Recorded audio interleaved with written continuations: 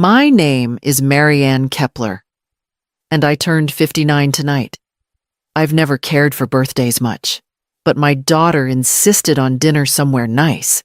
So here I am under harsh pendant lights, surrounded by people young enough to call me ma'am, watching Haley scroll through her phone between bites of truffle pasta. She talks mostly to the screen.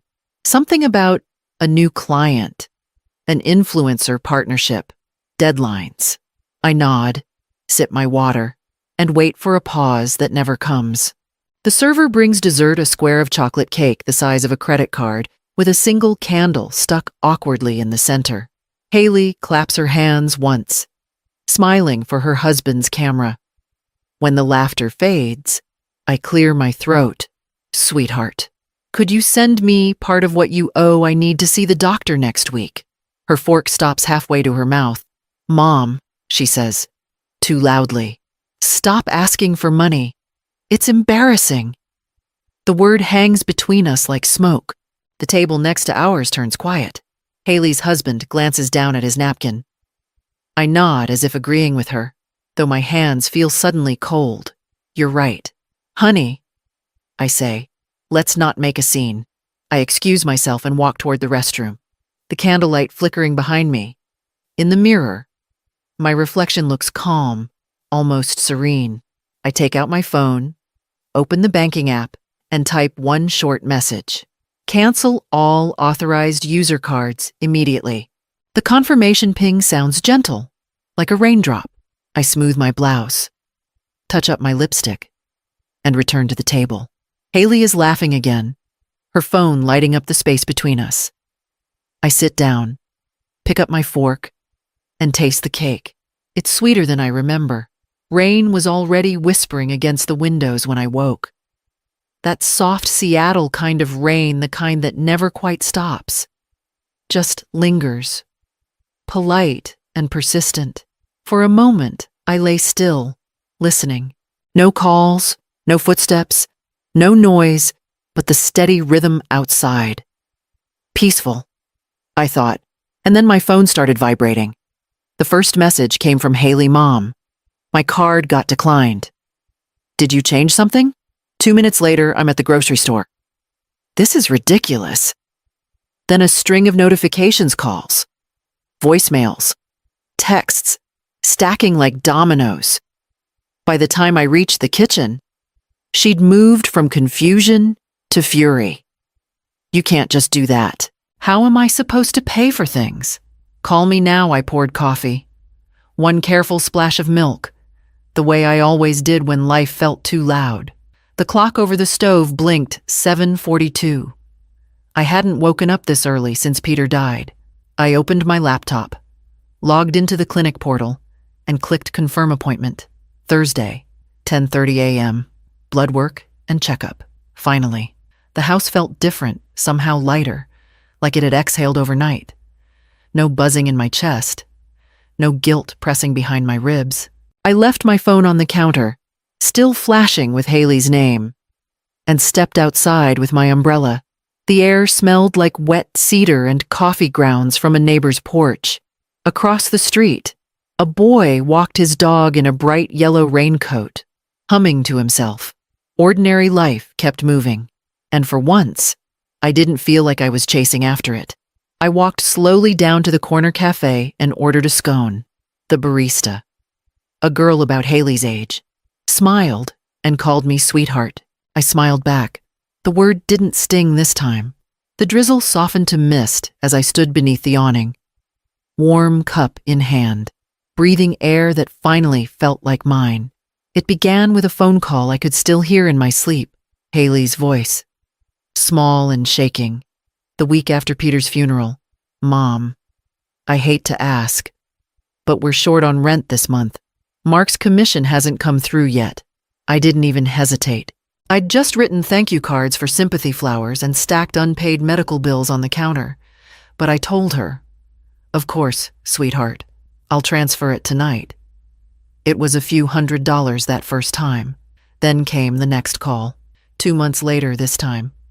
1,000, then 3. Each story sounded reasonable, even urgent.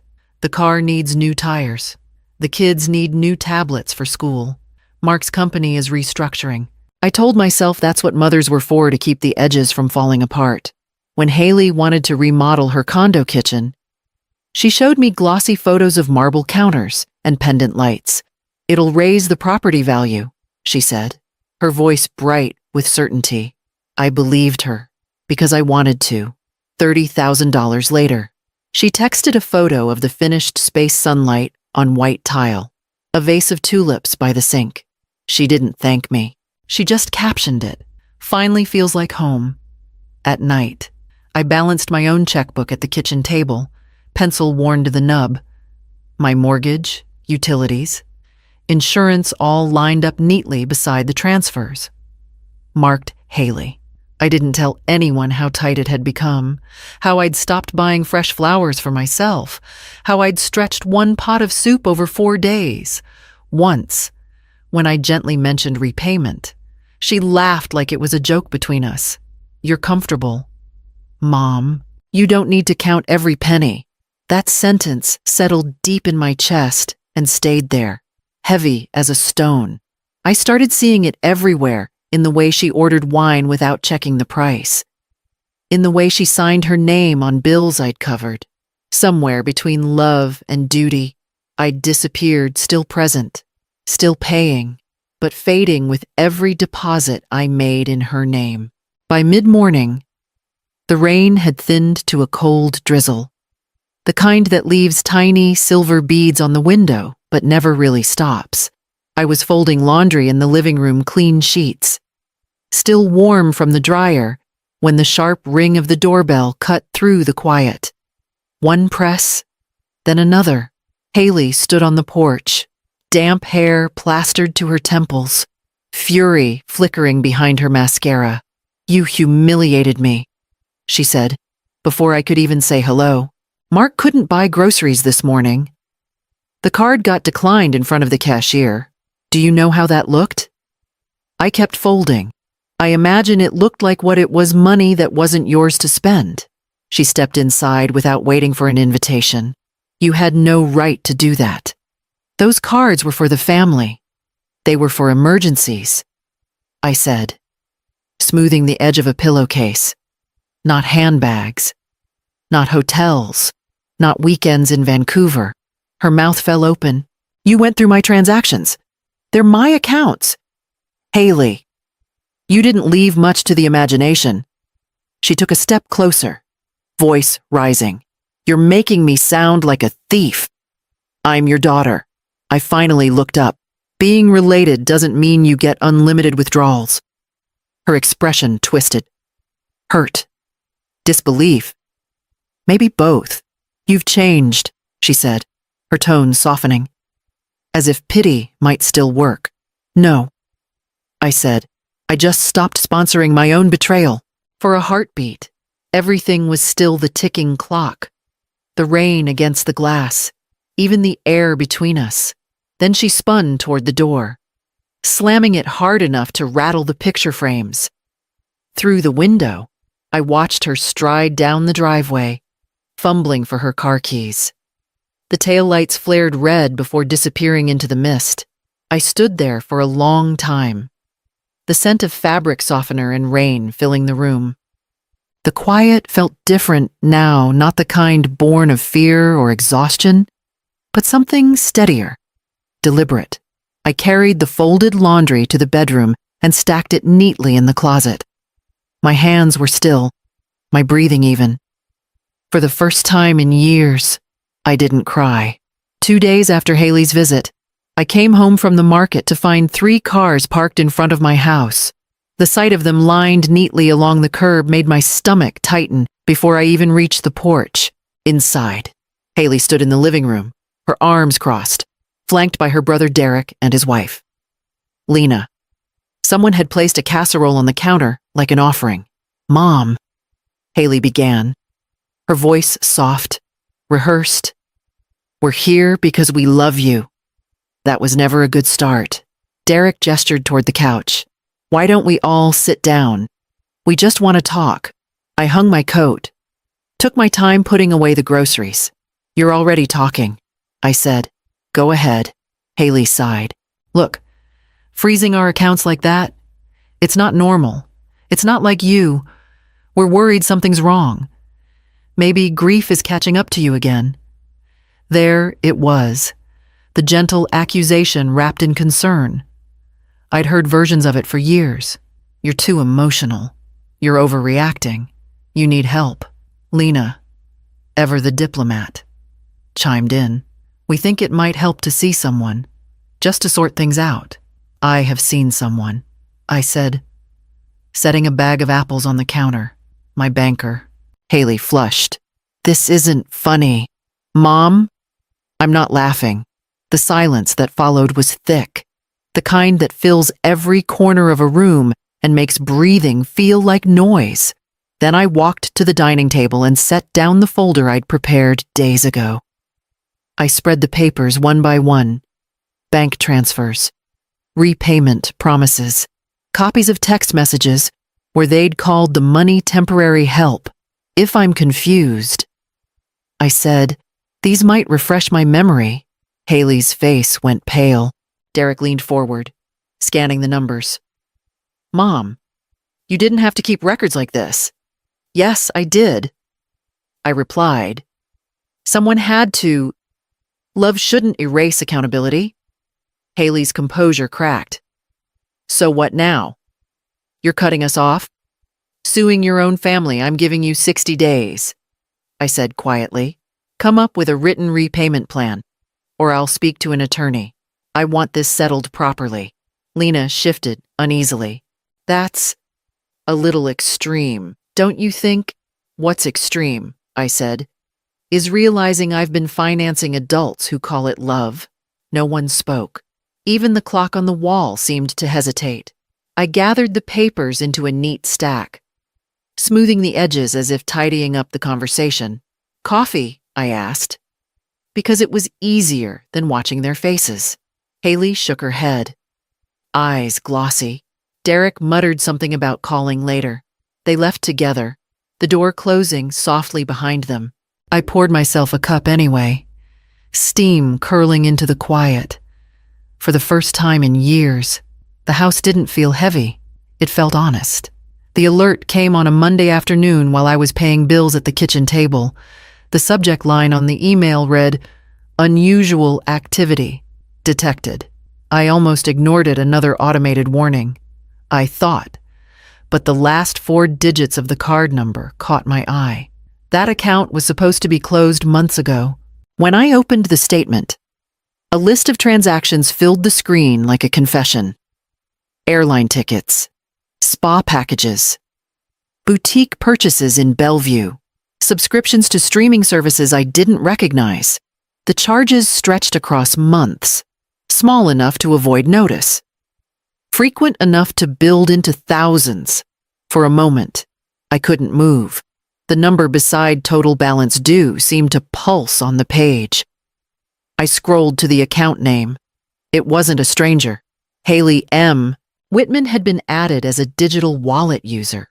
I stared at her name, the way it glowed faintly against the pale background. The same name I'd once written on birthday cards, college checks, and loan transfers, always believing she'd never take what wasn't offered. I called the bank. The woman on the other end spoke gently, as though comforting someone who'd just lost something precious. We'll open a fraud report. Mrs. Kepler, the transactions will be investigated. Would you like to freeze your other accounts? All of them, I said. Every card, every transfer. When I hung up, the house felt unnaturally quiet. Even the refrigerator hum seemed to pause, listening. I looked around at the simple things, my coffee mug, the folded dish towel, the half-finished crossword on the counter, and wondered how many of them had been paid for with the same account she'd used. I thought about the kitchen remodel, the $30,000, the laughter at my birthday dinner. I remembered her voice saying, "You're comfortable. Mom, you don't need to count every penny." I reached for my old leather journal, the one Peter had given me before he died. The cover was worn smooth at the corners, the pages faintly yellowed. I opened to a clean sheet and wrote a single line in neat, deliberate ink. Kindness without limits is self-destruction. The words sat there, sharp and steady. I underlined them twice, closed the journal, and laid my pen across the top. Outside, rain began again, soft but insistent. It tapped against the window pane like someone asking to be heard. This time, I didn't answer. The conference room smelled faintly of paper and lemon polish, the kind of sterile scent that makes people behave. I sat at one end of a long wooden table, my folder of documents resting in front of me like armor. Across from me were Haley and Mark Shee in a crisp white blouse, he with his hands clasped too tightly on his lap. Between us sat Ms. Patel, the mediator, calm and precise. A legal pad, already half filled with notes. The hum of traffic outside the downtown office window sounded distant, almost unreal. I'd walked here through drizzle, the city lights blurring into streaks, and told myself to keep breathing evenly. This wasn't revenge, it was reclamation. Ms. Patel began with the facts: bank transfers, written promises, timestamps, and then the charges from the dormant card. Haley's eyes flicked toward me when the total appeared on the screen: $30,000. For a moment, she looked less angry than afraid. Mark cleared his throat. There must be some misunderstanding. Haley didn't. She did. Ms. Patel said softly, "The digital signature confirms it."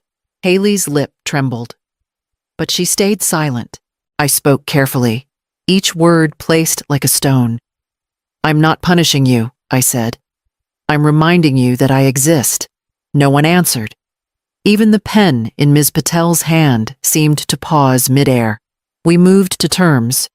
Repayment of $30,000, with modest interest, deducted automatically from their account for 3 years.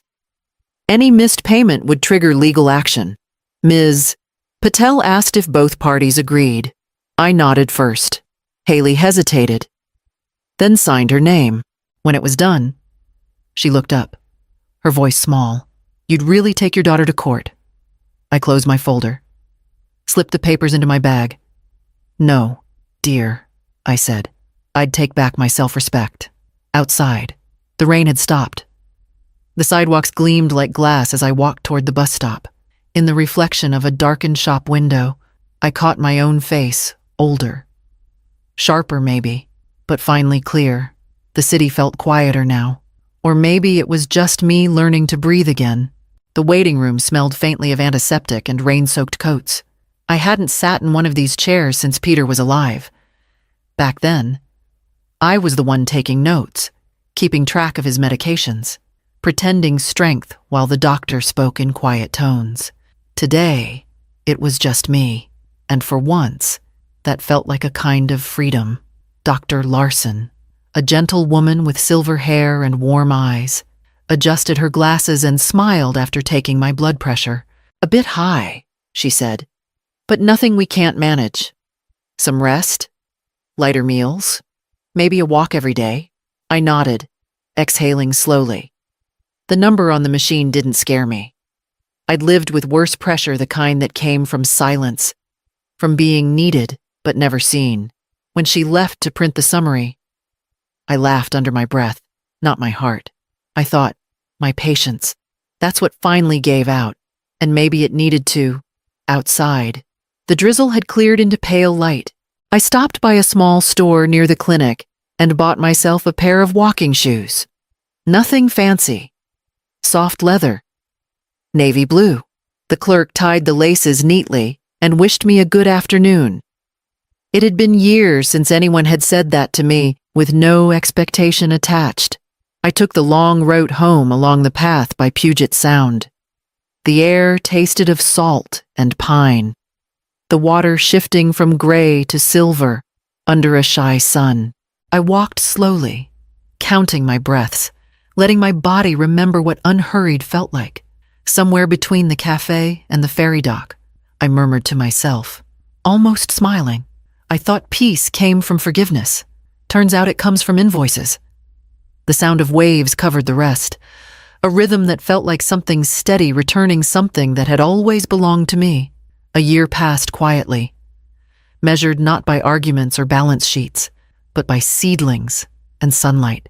I had joined the community garden that spring, tending a small patch of soil behind the library.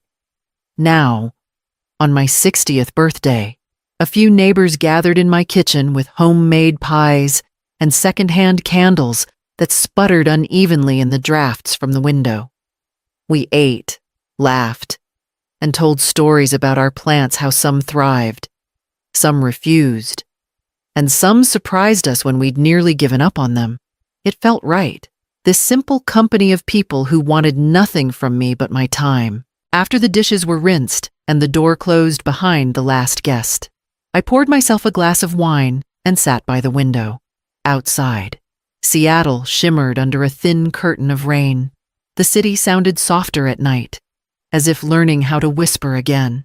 My phone buzzed once on the table. A new message. Transfer. Complete Haley Whitman. Below it, dinner. Soon, my treat. For a long moment, I just looked at it. The glow of the screen reflected in the glass. The rain traced slow. Silver lines down the window pane. I thought about the kitchen remodel, the mediation room, the papers we'd both signed. About the way she couldn't meet my eyes the last time we spoke. I smiled, small and certain, and turned off the phone. Maybe next year, I said to the empty room. The wind rose outside, gentle but insistent, carrying away the hum of the traffic, the memory of old noise. What was left was stillness, clean, quiet, and wholly mine.